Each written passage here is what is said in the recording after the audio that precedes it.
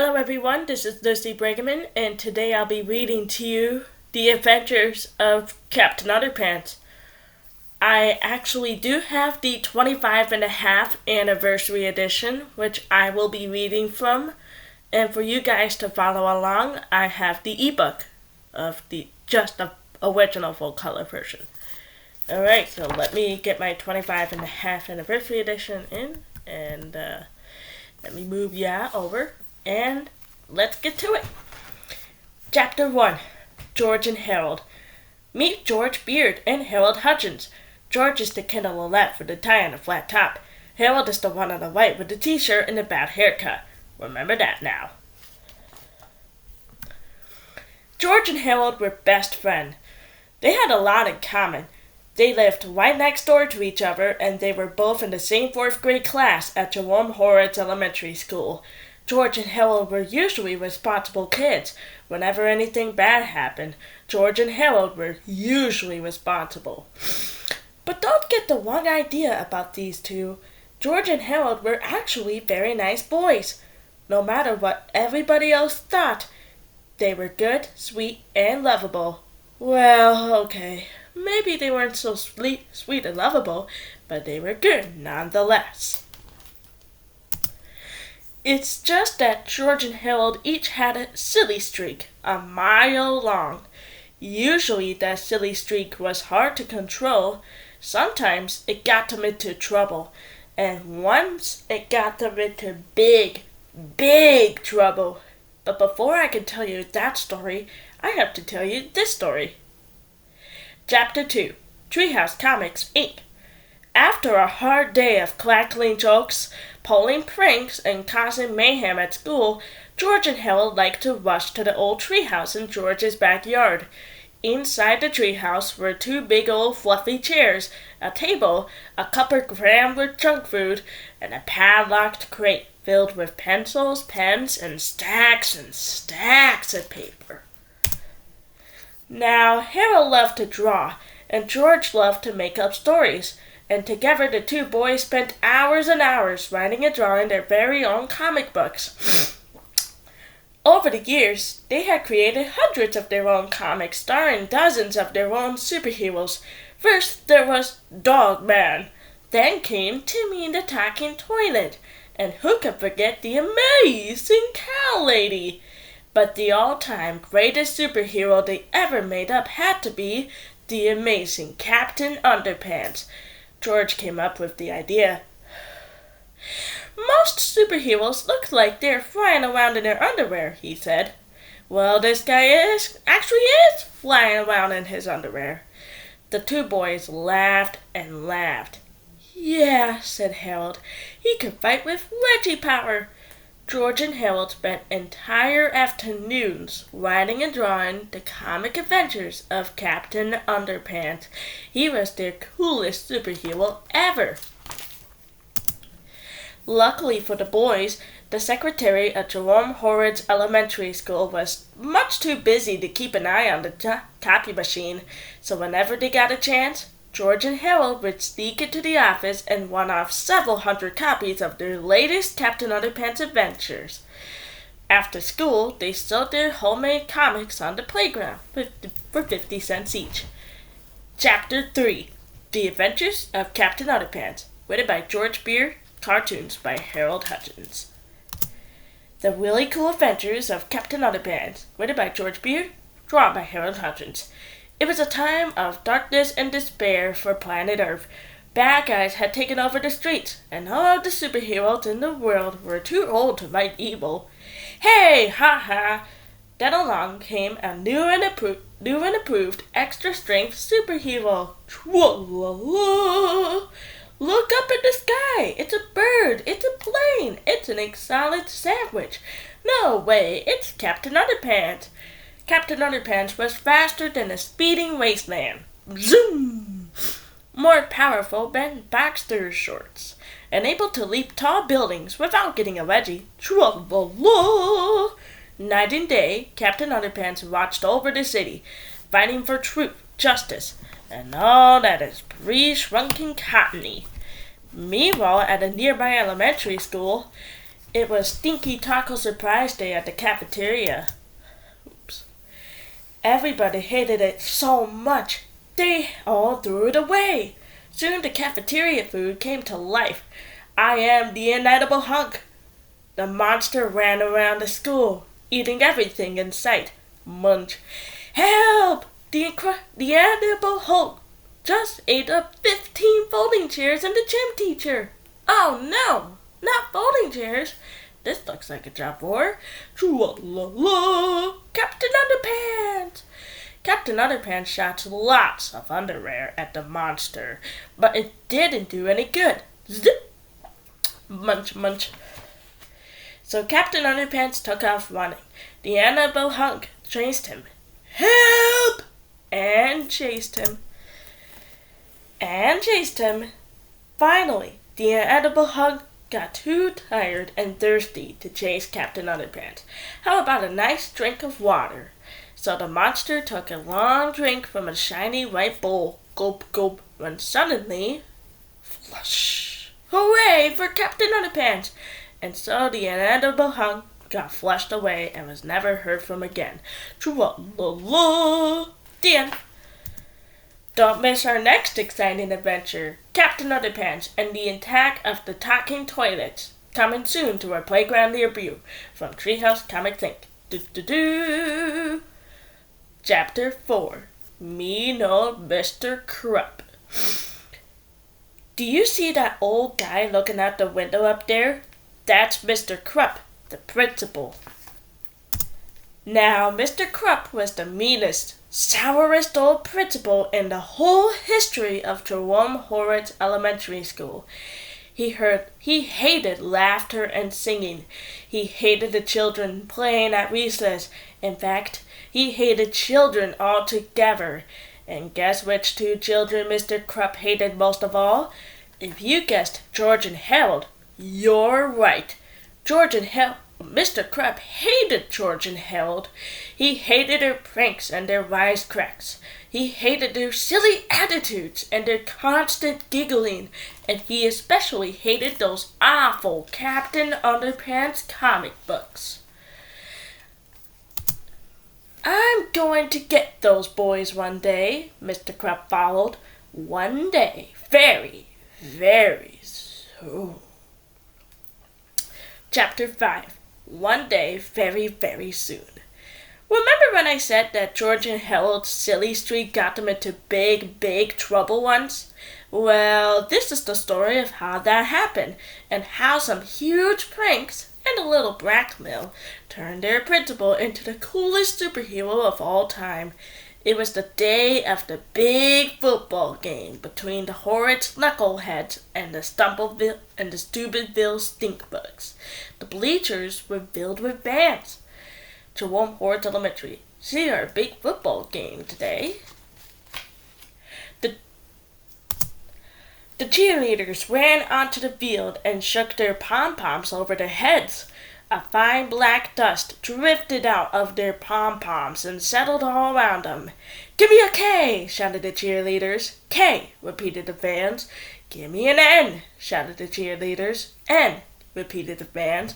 "Give me an achoo!" sneezed the cheerleaders. Achoo! repeated the fans. The cheerleaders sneezed and sneezed and sneezed some more. They couldn't stop sneezing.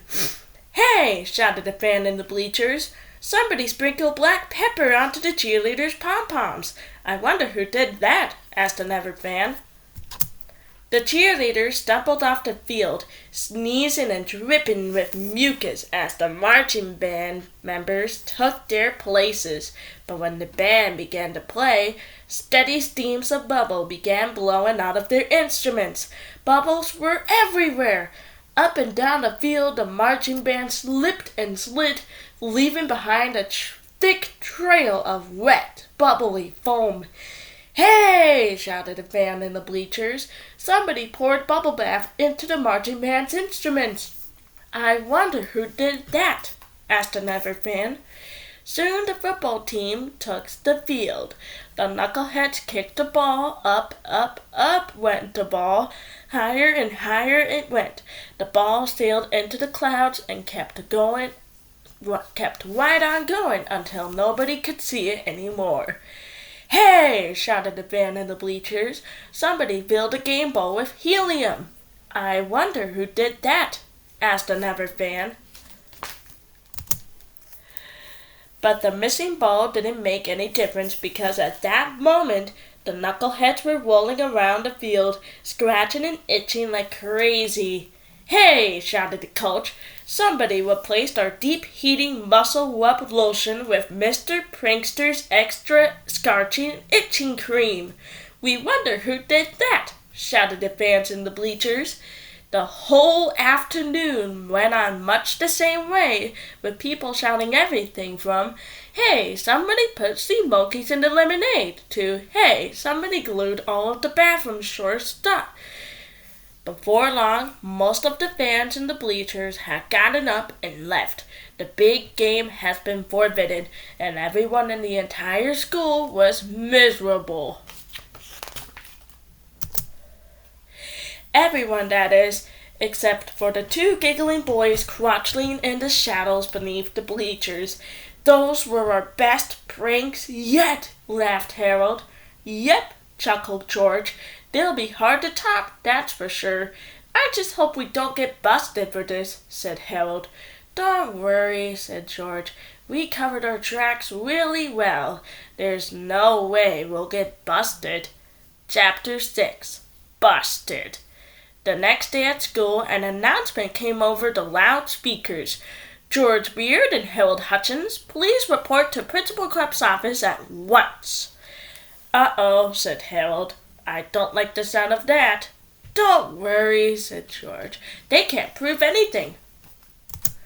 George and Harold entered Principal Krupp's office and sat down on the chairs in front of his desk.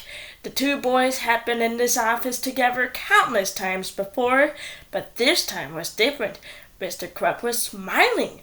As long as George and Harold had known Mr. Krupp, they had never ever seen him smile. Mr. Krupp knew something. "I didn't see you boys at the big game yesterday," said Mr. Krupp. No," said George. We weren't feeling well." Yeah," Harold stammered nervously. We went home." "Oh, that's too bad," said Principal Krupp. "You boys missed a good game." George and Harold quickly glanced at each other, gulped, and tried hard not to look guilty. "Lucky for you, I have a videotape of a whole thing," Mr. Krupp said. He turned on the television in the corner and pressed the play button on the VCR. A black and white image appeared on the TV screen. It was an overhead shot of George and Harold sprinkling pepper onto the cheerleaders' pom-poms. Next came a shot of George and Harold pouring liquid bubble bath into the marching band's instruments. "How do you like the pre-game show?" asked Mr. Krupp with a devilish grin. George eyed the television screen on horror. He couldn't answer. Harold's eyes were glued to the floor. He couldn't look. The tape went on, revealing all of George and Harold's behind-the-scenes antics. By now, both boys were eyeing the floor, squirming nervously and dripping with sweat. Mr. Krupp turned off the TV. "You know," he said, "ever since you boys come to the school, it has been one prank after another. First you dissected frogs in the Jell-O salad at the parent-teacher banquet. Then you made it snow in the cafeteria. Then you rigged all the intercoms so they would play Weird Al Yankovic songs in full blast for 6 hours straight. For 4 long years you two have been running amok in this school, and I've never been able to prove anything until now." Mr. Krupp held the videotape in his hand. "I took the liberty of installing tiny video surveillance cameras all around the school. I knew I'd catch you two in that act one day. I just didn't knew it would be so easy." Chapter 7. A Little Blackmail. Mr. Krupp sat back in his chair and chuckled to himself for a long, long time. Finally, George got up the courage to speak. What are you going to do with that tape? He said. I thought you'd never asked, laughed Principal Krupp. I've thought long and hard about what to do with this tape, Mr. Krupp said. At first, I thought I'd send copies to your parents. The boys swallowed hard and sank deeply into the chairs. Then I thought I might send a copy to the school board, Mr. Krupp continued. I could get you both expelled for this. The boys swallowed harder and sank deeply into their chairs. Finally, I came to a decision, Mr. Krupp concluded. I think the football team would be very curious to find out just who was responsible for yesterday's fiasco. I think I'll send a copy to them. George and Harold leaped out of their chairs and fell to their knees. No, cried George. You can't do that. They'll kill us. Yeah, begged Harold. They'll kill us every day for the rest of our lives. Mr. Krupp laughed and laughed. Please have mercy, the boys cried. We'll do anything. Anything? Asked Mr. Krupp with delight. He reached into his desk, pulled out a list of demands, and tossed it at the boys. If you don't want to be dead for as long as you live, you'll follow these rules exactly. George and Harold carefully looked over the list. This is blackmail, said George. Call it what you like, Mr. Krupp snapped. But if you two don't follow that list exactly, then this tape becomes the property of the Horowitz knuckleheads. Chapter 8. Crime and Punishment. At 6 o'clock the next morning, George and Harold dragged themselves out of bed, walked over to Mr. Krupp's house, and began washing the car. Then, while Harold screwed up the tires, George roamed around the yard, pulling up all the weeds and crabgrass he could find. Afterward, they cleaned the gutters and washed all the windows of Mr. Krupp's house. At school, George and Harold sat up straight, listened carefully, and spoke only when spoken to. They didn't tell jokes. They didn't pull pranks. They didn't even smile. Their teachers keep pinching herself. I just know this is a dream, she said. At lunch, the two boys vacuumed Mr. Krupp's office, shined his shoes, and polished his desktop. At recess, they clipped his fingernails and ironed his toe. Sorry. Each spare moment in the boys' daily schedule was spent catering to Mr. Krupp's every whim. After school, George and Harold mowed Mr. Krupp's lawn, tended his garden, and began painting the front of his house. At sunset, Mr. Krupp came outside and handed each boy a stack of books. Gentlemen, he said, I've asked your teachers to give you both extra homework. Now go home, study hard, and I'll see you back here at 6 o'clock tomorrow morning. We've got a busy day ahead of us. Thank you, sir, moaned the two boys. George and Harold walked home dead tired. Man, this was the worst day of my entire life, said George. Don't worry, said Harold. We only have to do this for 8 more years.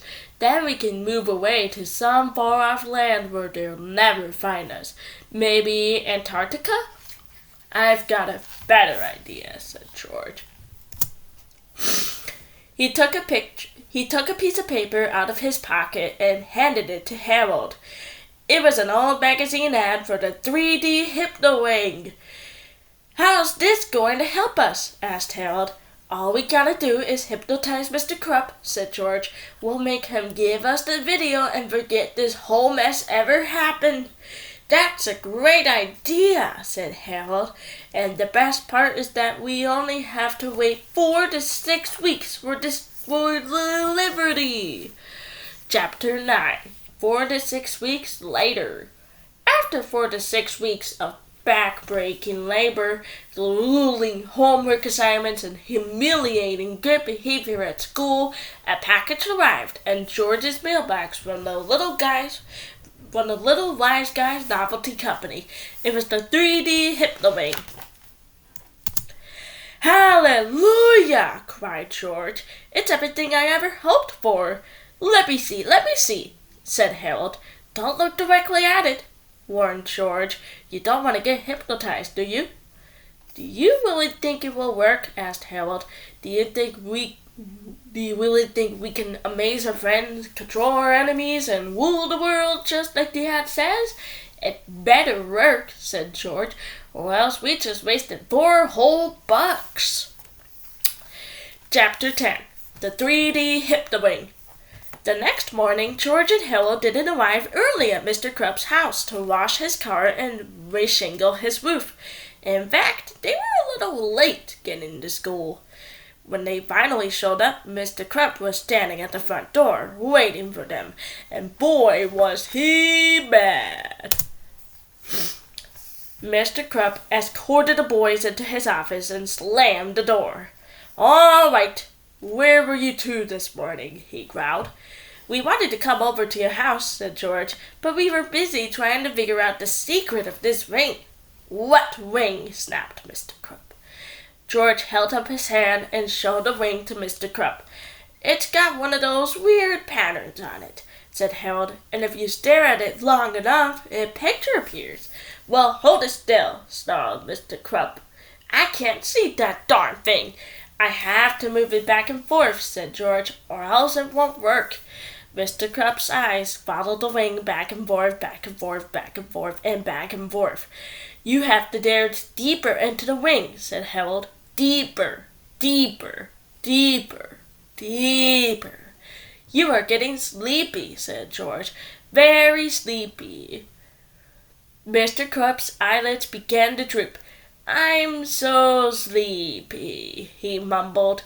After a few minutes, Mr. Krupp's eyes were closed tight, and he began to snore. "You are under our spell," said George. "When I snap my fingers, you will obey your every command." Snap! "I will obey," mumbled Mr. Krupp. "All right," said George. "Have you still got that videotape of me and Harold?" "Yes," mumbled Mr. Krupp. "Well, hand it over, bub," George instructed. Mr. Krupp unlocked a large file cabinet and opened the bottom drawer. He reached in and handed George the videotape. George stuffed it into his backpack. Harold took a different video out of his backpack and put it in the video cabinet. "What's that video?" asked George. "It's one of my little sister's old Boomer the Purple Dragon sing-along videos." "Nice touch," said George. Chapter 11. Fun with Hypnosis. When Harold bent down to close the file cabinet, he took a quick look inside. "Whoa!" he cried. "Look at all that stuff inside." The file cabinet was filled with everything Mr. Krupp has taken away from the boys from over the years. There were slingshots, whoopee cushions, skateboards, fake doggy doo-doo.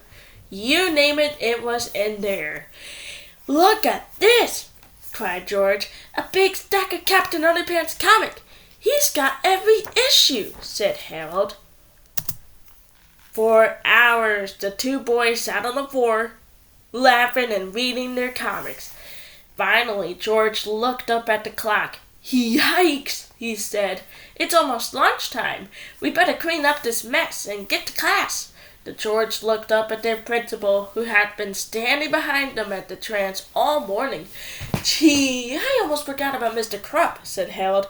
"What should we do with him?" "Do you want to have some fun?" asked George. "Why not?" said Harold. "I haven't had any fun in the last 4 to 6 weeks." "Cool," said George.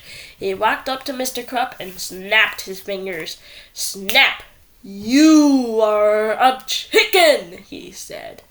Suddenly Mr. Krupp leaped onto his desk and flapped his arms. "Cluck, cluck, cluck, cluck," he cried, kicking his papers and off the desk behind him and pecking his pen and pencil set. George and Harold howled with laughter. Let me try, said Harold. You are a monkey. You gotta snap your fingers, said George. Oh yeah, said Harold. Snap!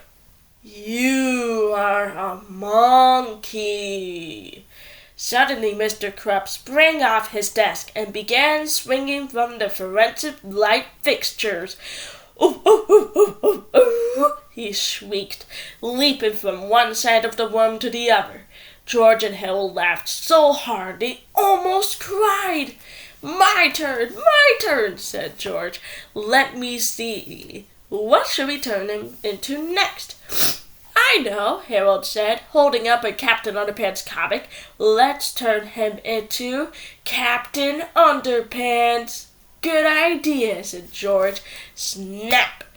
You are now the greatest superhero of all time, the amazing Captain Underpants. Mr. Krupp tore down the red curtain from his office window and tied it around his neck. Then he took off his shoes, socks, shirt, pants, and his awful toupee. Tra-la-la, he sang. Mr. Krupp stood before them, looking quite triumphant, with his cape blowing in the breeze of the open window. George and Harold were dumbfounded. You know, said George, he kind of looks like Captain Underpants. Yeah, Harold replied. After a short silence, the two boys looked at each other and burst into laughter. George and Harold had never laughed so hard in all their lives.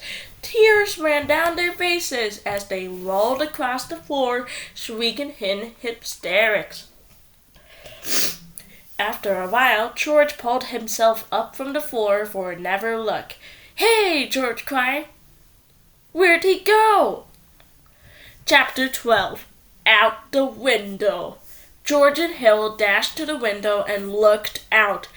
There, running across in the parking lot, was a pudgy old guy in his underwear with his red cape blowing behind him. Tra-la-la!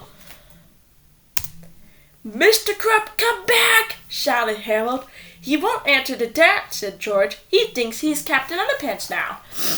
Oh no, said Harold. He's probably running off to fight crime, said George. Oh no, said Harold. And we gotta stop him, said George. Oh no, cried Harold. No way. Look, said George. He could get killed out there. Harold was unmoved. Or worse, said George. We could get into big trouble. You're right, said Harold. We gotta go after him. The two boys opened the bottom of the file cabinet drawer and took out their swing shots and skateboards. Do you think we should bring anything else? Asked Harold. Yeah, said George. Let's bring the fake doggy doo-doo. Good thinking, said Harold. You just never know when fake doggy doo-doo is going to come in handy.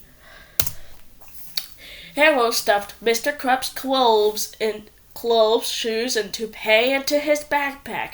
Then together the two boys leaped out the window, slid down the flagpole, and took off on their skateboards after the amazing Captain Underpants. Chapter 13. Bank robbers. George and Harold rolled their skateboards all over town looking for Captain Underpants. I can't find him anywhere, said Harold. You'd think a guy like him would be easy to spot, said George. Then the boys turned the corner, and there he was. Captain Underpants was standing in front of a blank bank, looking quite heroic. Mr. Krupp! cried Harold. Shh, said George. Don't call him that. Call him Captain Underpants. Oh, yeah, said Harold. And don't forget to snap your fingers, said George. Right, said Harold. But before he got a chance, the bank doors flew wide open and out stepped the two bank robbers. The robbers took one look at Captain Underpants and stopped dead in their tracks. "Surrender," said Captain Underpants, "or I will have to resort to Reggie power." "Oh no," whispered George and Harold. Nobody moved for about 10 seconds. Finally, the robbers looked at each other and burst out laughing. They dropped their loot and fell to the sidewalk, screaming in hysterics. Almost immediately, the cops showed up and arrested the crooks. "Let that be a lesson to you," cried Captain Underpants. "Never underestimate the power of underwear." The police chief, looking quite angry, marched over to Captain Underpants. "And just who the heck are you supposed to be?" the police chief demanded. "Why, I'm Captain Underpants, the world's greatest superhero," said Captain Underpants. I fight for truth, justice, and all that is pre-shrunken cottony." "Oh, yeah?" shouted the police chief. "Cuff him, boys." One of the cops took out his handcuffs and grabbed Captain Underpants by the arm. "Uh-oh," cried George. "We gotta roll." Together the two boys zoomed into the crowd, weaving in and out of cops and bystanders. Harold skated up to Captain Underpants and knocked the superhero off his feet. George caught him and the boys skated away. Skated away with Captain Underpants on their shoulders. "Stop!" cried the cops. But it was too late. Captain George, Harold, and Captain Underpants was gone. Chapter 14. The Big Bang. After their quick escape, George, Harold, and Captain Underpants stopped on a deserted street corner to catch their breath. "Okay," said George. Let's dehypnotize him quick before something else, kaboom, happens." A huge explosion came from the rare crystal shop across the street. Heavy smoke poured out of the building. Suddenly, two robots with one stolen crystal emerged from the smoke and jumped into an old truck. "Did I just see two robots get into a truck?" asked Harold. You know, said George. "Up until now, this story was almost believable." Well, believable or not," said Harold. "We're not getting involved. I repeat, we're not getting involved." Just then, Captain Underpants leaped from the street corner and dashed into the front of the truck. "Stop, in the name of Underpants, or Underwear!" he cried. "Uh-oh," said George. "I think we're involved." The two robots started up the truck and swooped around Captain Underpants. Unfortunately, the truck brushed up against his red cape, and it got caught with a mighty jerk. Captain Underpants flipped backward, and the truck pulled him along as it rolled away. "Grab him!" cried George. The two boys skateboarded with all their might towards the speeding truck and grabbed Captain Underpants by the ankles. "Help!" they cried as the truck pulled them through the city streets. "Mommy," said the little boy sitting on the bench, "I just saw two robots driving a truck with a guy in his underwear hanging off the back by a red cape, pulling two boys on skateboards behind him with his feet. How do you expect me to believe such a ridiculous story?" asked his mother. Finally, the truck came to a screeching halt in front of an old abandoned warehouse. The sudden stop made Captain Underpants flip over the roof of the truck and crash through the front door into the building. Well, said a strange voice from inside the warehouse. "It looks like as if we have a visitor." Chapter 15. Dr. Diaper. George and Harold hid behind the truck until the coast was clear. Then they sneaked up to the hole in the door and peeked inside. Captain Underpants was all tied up. The two robots were standing guard, and the strange little man wearing a diaper and was laughing maniacally. I am the evil Dr. Diaper, the strange little man told Captain Underpants, and you will be the first to witness my takeover of the world. Dr. Diaper placed a stalling crystal into a large machine called the Laser Magnet 2000. The machine started to light up and make loud noises. Heavy gears began shifting and spinning, and the laser beam from the crystal shot straight up through a hole in the roof. In exactly 20 minutes, this laser beam will blow up the moon and send huge chunks of it crashing down upon every major city in the world, laughed Dr. Diaper. Then I will rise from the rubble and take over the planet. Only one thing can help us now, said George. What? Asked Harold. Rubber doggy doo-doo, said George. Harold took the big doggy doo-doo and a slingshot from George's backpack and handed them to him. Be careful, said Harold. The fate of the entire planet is in your hands. With careful and precise aim, George shot the rubber doo-doo through the air and across the room. It landed with a plop right at the feet of Dr. Diaper. Yes, whispered George and Harold. Plop. Dr. Diaper looked down at the doo-doo between his feet and turned bright red. Oh, dear me, he cried. I'm dreadfully embarrassed. Please excuse me. He began to waddle towards the bathroom. This has never happened to me before, let me assure you, he said. I guess with all the excitement, I just, oh dear. While Dr. Diaper was off changing himself, George and Harold sneaked into the old warehouse.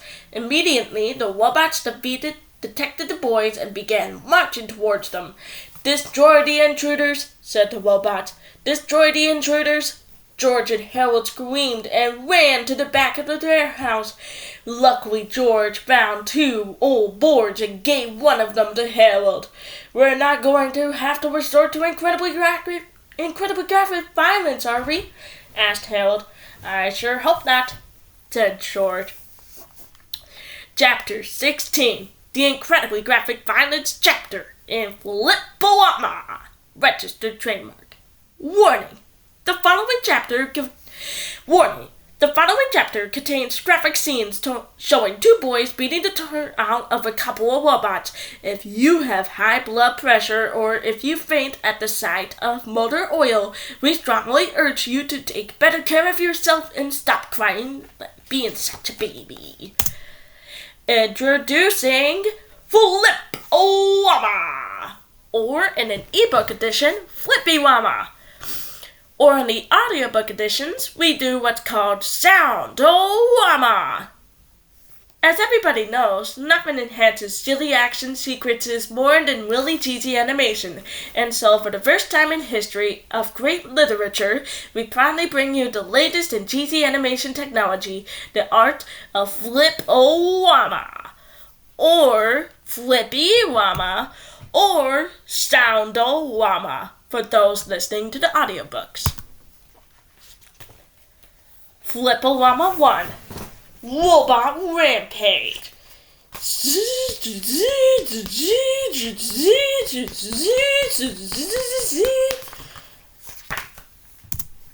Flip-O-Wama 2. George saves Harold. Pow! Ow! Flip-O-Wama 3. Harold returns to favor. Ah, my eyes!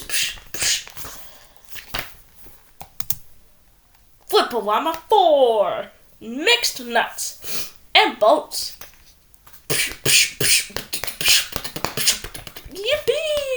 so much fun. Chapter 17. The Escape. After defeating the robots, George and Harold untied Captain Underpants. "Come on," cried Harold. "Let's get out of here." "Wait," said Captain Underpants. "We have to save the world first." So George, Harold, and Captain Underpants frantically looked all over the Lasermatic 2000, searching for a way to shut it down and stop the inevitable disaster.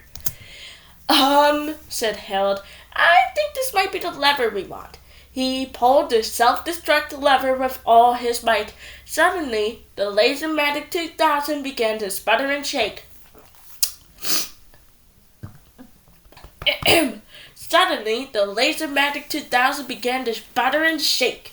The huge laser beam turned off, and the pieces of the machine began flying off in all directions. "It's gonna blow!" cried Harold. "Run for your lives!" "Not so fast!" screamed Dr. Diaper, who had appeared out of nowhere. "You demolished my robots. You destroyed my Lasermatic 2000, and you ruined my one chance to take over the world. But you won't live to tell the tale." Dr. Diaper pulled out his Diapermatic 2000 ray gun and pointed it at George, Harold, and Captain Underpants. Captain Underpants quickly stretched a pair of underwear and shot it at Dr. Diaper. The underwear landed right on the evil doctor's head. "Help!" cried Dr. Diaper. "I can't see! I can't see!" George and Harold ran out of the warehouse as fast as they could. "Great shot, Captain Underpants!" cried Harold. "There's just one thing I don't understand," said George. "Where'd you get that extra pair of underwear?" "What extra pair?" said Captain Underpants. "Oh, and I'm sorry about that, folks. Before we continue reading, here's that page. So again, Captain Underpants quickly stretched a pair of underwear and shot it at Dr. Diaper. The underwear landed right on the evil doctor's head. "Help!" cried Dr. Diaper.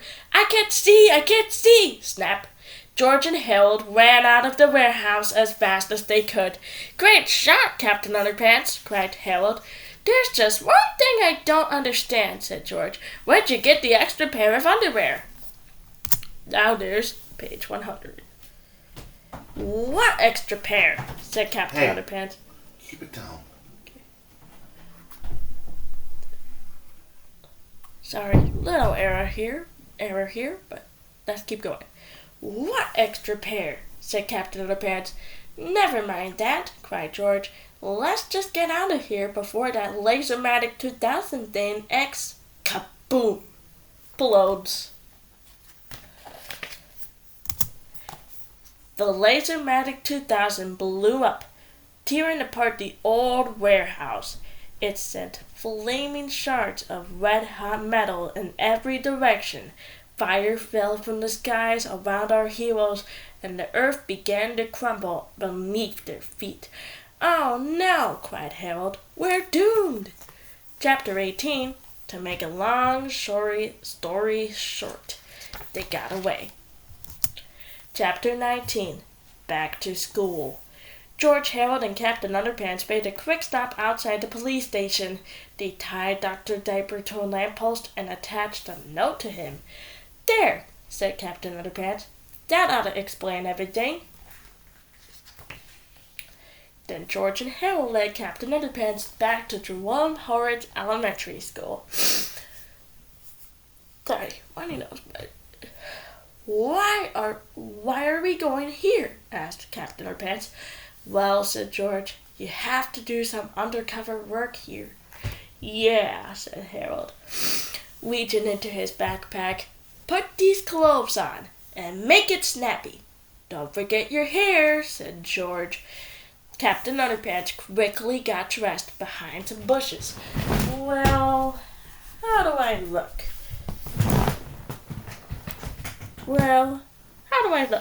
he asked. "Pretty good," said George. "Now try to look really mad." Captain Underpants made the nastiest face he could. "You know," said Harold, "he kind of looks like Mr. Krupp." "Harold," whispered George, "he's Mr. Krupp." "Oh, yeah," said Harold. "I almost forgot."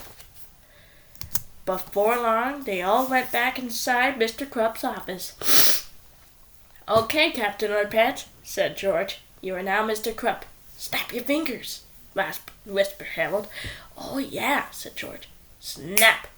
You are now Mr. Krupp." "Who's Mr. Krupp?" asked Captain Underpants. "Oh, no," cried Harold. "It's not working."